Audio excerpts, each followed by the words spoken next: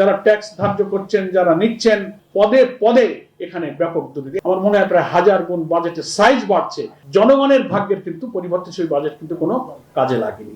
গতানুগতিক ধারা থেকে আমরা বেরোতে পারিনি। যে আমাদের বাংলাদেশ স্বাধীনতার পরে প্রায় 55 বছরের বাজেটের বড় সমস্যা হলো এর একটা গতানুগতিক ধারা থেকে আমরা বেরোতে পারিনি। সেজন্য আমরা এটাকে একটু এক্সেপশনালি ট্রেজারি বেঞ্চ এবং অপোজিশন সমন্বিতভাবে আমরা এটাকে আরেকটু সুন্দর করতে পারি কিনা।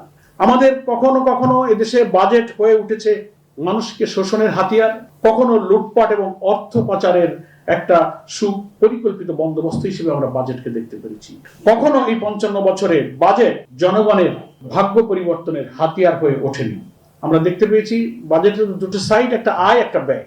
আয়ের ক্ষেত্রে রেভিনিউ কালেক্ট করার ক্ষেত্রে আমাদের ওয়ারসেল করিম সাহেব যে পেপারসটা প্রেজেন্ট করেছেন, ব্যাখ্যায় উনি অনেক সুন্দর সুন্দর উদাহরণও দিয়েছেন। ডাইরেক্ট জনগণের যে ট্যাক্স, ইনডাইরেক্ট ট্যাক্স, ভ্যাটের মাধ্যমে যা জনগণের কাছে আনা হচ্ছে, এনবিআর এর মাধ্যমে এই রাজস্ব আয় করা এবং এনবিআর এর বাইরেও কিন্তু প্রত্যক্ষ করগুলো আদায় করা, ভ্যাট, ট্যাক্স, ব্যবসা বাণিজ্য, আমদানি রপ্তানি নানান মাধ্যমে কিন্তু এই রাজস্বগুলো আসছে।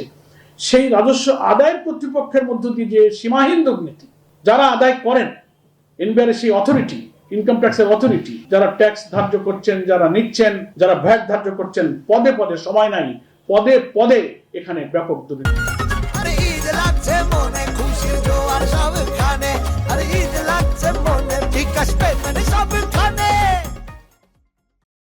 একটা উদাহরণ গুরুত্বপূর্ণ দিয়েছে ওয়ারসেল করিম সাহেব। খাতুনগঞ্জের অনেক ব্যবসায়ীরা ডেইলি 1 কোটি টাকা তাদের ব্যবসা, বেচা কেনা, বছরে সে ট্যাক্স দেয় 10,000 টাকা। মাঝখানে কি হয়? তো একটা উদাহরণ, আরো অনেক সমাজের খাত এবং ব্যবসা বাণিজ্য, ট্যাক্সের এবং রেভিনিউর যথেষ্ট সোর্স আছে যেখানে সীমাহীন দুর্নীতিতে আমরা আকণ্ঠ নিমজ্জিত। ফলে আয়ের ক্ষেত্রে যেমন পক্ষপাত দুষ্ট, যার সাথে সাথে পলিটিক্যাল লিঙ্কেজ আছে, ফ্যাসিনেশন আছে, আনডিউ প্রিভিলেজ যারা গ্রহণ করে, সেখানে ট্যাক্স ভ্যাট বসানোর ক্ষেত্রে একটা আলাদা দৃষ্টিভঙ্গি। আবার ব্যয়ের ক্ষেত্রে প্রচন্ড বিলাসী মানসিকতা এই বাজেট যারা করেন এবং সেটারই পরিচয় এবং প্রমাণ আমরা সেখানে দেখতে পাই। ফলে বাজেট তো বাড়ছে। ওয়ারসেল করিম সাহেব বোধহয় তথ্য দিয়েছেন যে 72 সালে 30শে জুন যখন এদেশের প্রথম বাজেট পেশ হয়েছিল, 786, বিসমিল্লাহ দিয়ে শুরু, 786, 786 কোটি টাকার প্রথম বাজেট বাংলাদেশে।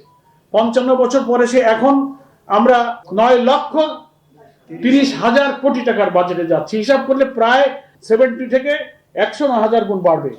আমার মনে হয় 1000 গুণ বাড়বে। আপনি 850 কোটি থেকে আপনি 9 লক্ষ কোটিতে আসেন, আমার মনে হয় প্রায় 1000 গুণ বাজেটের সাইজ বাড়ছে।